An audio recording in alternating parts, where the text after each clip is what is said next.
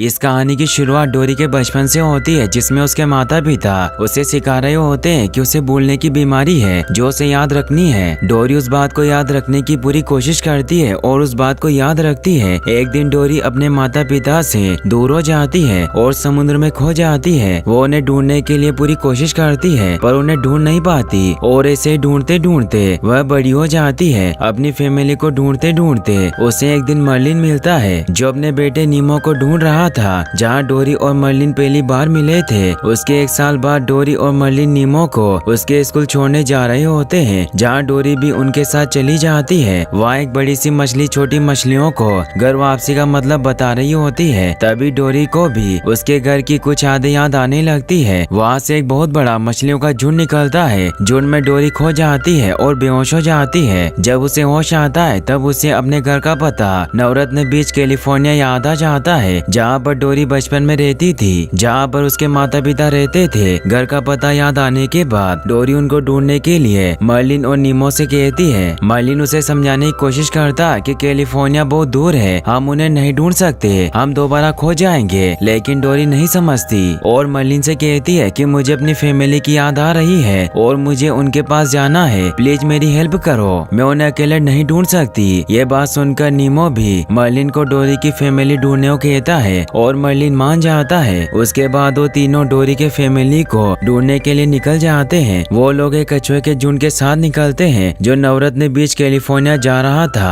उसके बाद वो लोग एक जगह पहुंचते हैं जो डोरी को याद थी। डोरी उस जगह को देखकर बहुत खुश होती है और जोर जोर से मम्मी पापा चिल्लाने लगती है। तभी वहाँ पड़े कुछ केकड़े उसको शांत रहने के लिए कहते हैं, पर डोरी चिल्लाती रहती है और फिर अचानक से एक बड़ा सा ऑक्टोपस निकल कर आता है और उन तीनों पर हमला कर देता है। वो लोग भागने लगते हैं और वो ऑक्टोपस नीमो को पकड़ लेता है और उसे खाने की कोशिश करता है, लेकिन डोरी उन्हें बचा लेती है और वहाँ से भाग निकलती है। और भागते भागते अचानक से उसे अपने मम्मी पापा का नाम याद आता है, जिनका नाम जेनी और चार्ली होता है। नीमो को चोट लग जाती है, इस कारण मर्लिन गुस्सा हो जाता है और गुस्से में डोरी को डांट लगाता है। डोरी उसकी बात सुनकर वहाँ से चली जाती है और नीमो के लिए दूसरी मछलियों से मदद मांगती है। तभी वो ऊपर की तरफ जाती है जहाँ उसे मछलियों के अस्पताल वाले लोग पकड़ लेते हैं और अस्पताल ले जाते हैं। डोरी को अस्पताल वाले एक छोटे से टैंक में डालकर बाकी मछलियों के साथ रख देते हैं। डोरी को अस्पताल वाले एक टैग लगा देते हैं। डोरी को वहाँ पर एक हैंक नाम का ऑक्टोपस मिलता है जो उसे अस्पताल की कुछ जानकारी देता है और उसके टैग के बारे में भी बताता है। वो उसे कहता है कि जो टैग तुम्हारे ऊपर लगा है उसका मतलब है कि तुम्हें हमेशा के लिए एक्वेरियम में भेज दिया जाएगा।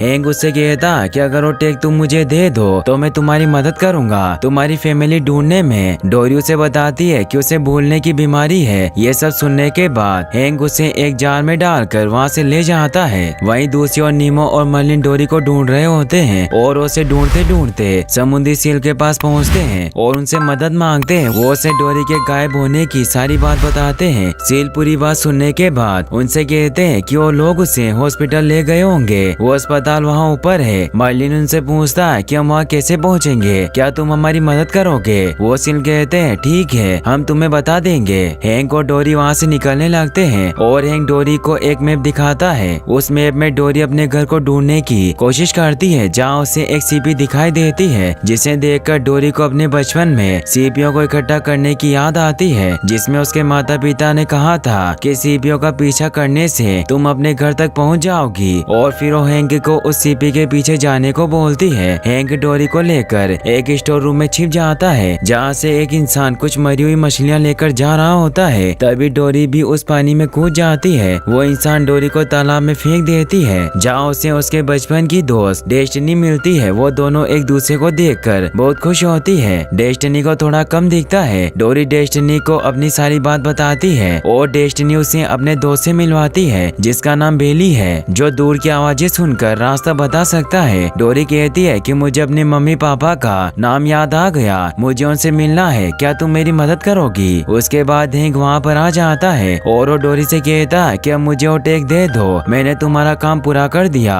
तभी डोरी हैंक से कहती है कि मुझे पता चल गया कि मेरे मम्मी पापा खुले समुद्र में हैं। तभी डेस्टिनी डोरी से कहती है कि वहाँ जाने का सिर्फ एक ही रास्ता है और वहाँ हम पाइप से ही जा सकते हैं। डोरी कहती है कि वो वहाँ अकेली नहीं जा सकती, इसीलिए वो हैंक को वहाँ साथ चलने को कहती है, लेकिन हैंक मना मना कर देता है क्योंकि वो बहुत मोटा होता है और वो कहता है कि वो उस पतले से पाइप में नहीं जा पाएगा, इसीलिए तुम्हें अकेले जाना होगा। डोरी ये बात सुनकर घबरा जाती है और कहती है कि वो अकेले नहीं जा पाएगी। तभी उसे बचपन की एक बात याद आ जाती है जिसमें उसके पिता ने उससे कहा था जहाँ चाह वहाँ रहा, और वो उन्हें खुले समुद्र में ढूंढने निकल जाती है। तभी डेस्टिनी एक बिल्डिंग की तरफ इशारा करते हुए बताती है कि खुला समुद्र वहाँ है। वहीं दूसरी ओर मर्लिन और नीमो उन सील से मदद मांग रहे होते हैं। तभी वो सील एक पक्षियों के झुंड को वहाँ बुलाते हैं और कहते हैं कि पक्षी जिसका नाम बेकी होता है वो आपको आपके दोस्त तक ले जाएगा। बेकी उन्हें एक बाल्टी में डालकर अस्पताल की ओर उड़ जाता है। हैंक और डोरी एक बच्चे को घुमाने वाली गाड़ी में बैठ जाते हैं और छिपकर खुले समुद्र की ओर निकल पड़ते हैं। रास्ते में हैंक डोरी से कहता है कि खुले आसमान का बोर्ड पढ़ते हुए जाना।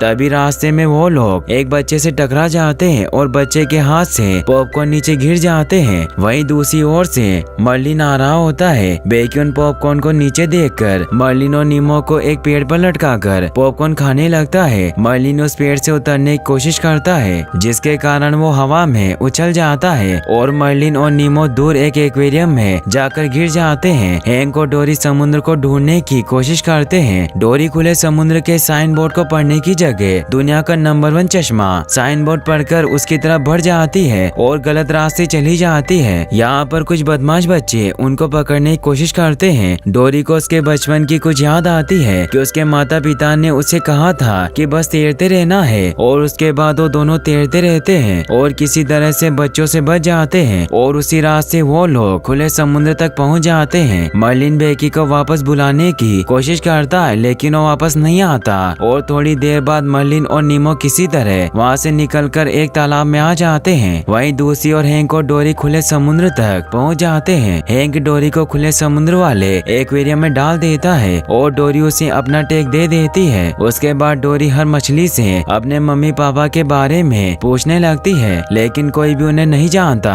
तभी उसे वहाँ पर एक सीपी दिखाई देती है जिससे उसे लगता है कि उसका पीछा करने से वो घर तक पहुँच जाएगी। वो सीपी का पीछा करने लगती है और एक जगह पहुँच जाती है और वहाँ जाकर मम्मी पापा को आवाज लगाने लगती है पर वहाँ कोई नहीं होता। तभी वहाँ पर उसे 2 केकड़े मिलते हैं। वो उसे बताते हैं कि तुम्हारे मम्मी पापा को अस्पताल ले गए एक्वेरियम में ले जाने के लिए। वो केकड़े उसे कहते हैं कि अस्पताल जाने का आसान तरीका है उस पाइप से होकर जाना। डोरी पहले घबरा जाती है और फिर उनसे वहाँ जाने का रास्ता पूछती है और पाइप में चली जाती है। डोरी अंदर जाकर वहाँ का रास्ता भूल जाती है। फिर वहाँ से डेस्टिनी को आवाज लगाती है और डेस्टिनी उसकी आवाज सुन लेती है। डेस्टिनी बेली को डोरी को अस्पताल का पता बताने को कहती है। बेली डोरी को अस्पताल का रास्ता बताने लगता है। डोरी को रास्ते में मर्लिन और नीमो मिलते हैं और रास्ते में डोरी मर्लिन और नीमो को बताती है कि उसके मम्मी पापा कहाँ है। वो लोग पाइप के रास्ते होते हुए एक पानी के जार में गिर जाते हैं जहाँ पर बहुत सारी मछलियाँ अलग अलग जार में रखी हुई थी जिन्हें ट्रक में भरकर एक्वेरियम लेकर जा रहा होता है। तभी डोरी को एक जार में उसके जैसी दिखने वाली मछलियाँ दिखाई देती है और वो जार तक जाने की कोशिश करती है। उस जार तक पहुँचने के बीच में वो लोग किसी और जार में गिर जाते हैं जहाँ से उन्हें हैंक निकाल लेता है और उस जार तक पहुँचा देता है जहाँ डोरी अपने मम्मी पापा को ढूंढने की कोशिश करती है लेकिन वहाँ की मछलियाँ उसे बताती है कि उनकी तो बहुत पहले ही डेथ हो गई। वो तुम्हें यहाँ ढूंढने आए थे, तुम उन्हें नहीं मिली और अस्पताल वालों ने उन्हें एक्वेरियम भेज दिया। यह सुनकर डोरी बहुत सदमे में आ जाती है। उसके बाद जल्दी जल्दी में हैंक डोरी को बाहर निकाल लेता है लेकिन मर्लिन और नीमो उसी जार में रह जाते हैं। उसके बाद डोरी कैसे भी करके बाहर निकल आती है और मर्लिन और नीमो के बारे में भूल जाती है और बाहर आकर वो उन दोनों के बारे में पूछने लगती है लेकिन उसको ये याद नहीं होता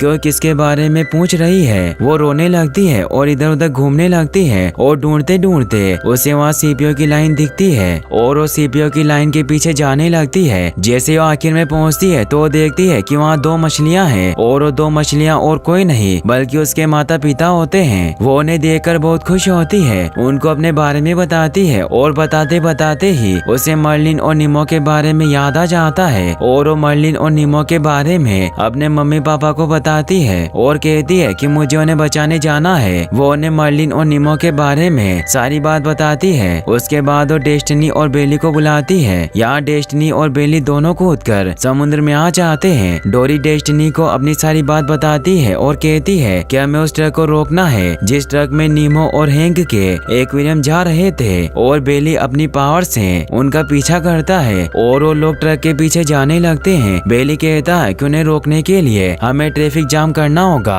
और उन्हें रास्ते में कुछ छोटे और सुंदर जानवर मिलते हैं जिनका इस्तेमाल करके डोरी उस ट्रक में पहुंच जाती है। तभी मर्लिन बेकी को आवाज लगाता है। बेकी वहां जाता है, मर्लिन और नीमो को उसी बाल्टी में बिठाकर वापस समुद्र में ले आता है, लेकिन डोरी वही ट्रक में रह जाती है। बेकी वापस डोरी को लेने आता है। हैंक डोरी से कहता है कि अब तुम्हारे जाने का समय हो गया, तो डोरी उससे कहती है कि नहीं, तुम भी मेरे साथ चलोगे। हैंक उसे मना करता है लेकिन वो नहीं मानती। उसके बाद वो दोनों वहाँ से भागने की कोशिश करते हैं और दरवाजा बंद हो जाता है। उसके बाद हैंक उससे कहता है कि अब हम यहाँ से नहीं निकल सकते। तभी डोरी को ट्रक के ऊपर इमरजेंसी गेट नजर आता है और उससे बाहर निकल जाते हैं और ड्राइवर की सीट पर पहुंच जाते हैं। गाड़ी का ड्राइवर बाहर निकल जाता है। हैंक गाड़ी चलाने लगता है, डोरी इंस्ट्रक्शन देने लगती है और वो लोग वापस समुद्र की ओर जाने लगते हैं। सामने से पुलिस वाले उन्हें पकड़ने के लिए आ रहे होते हैं, लेकिन वो लोग ट्रक को लेकर समुद्र में कूद जाते हैं और वो लोग फिर खुशी खुशी अपने घर वापस लौट जाते हैं और खुशी खुशी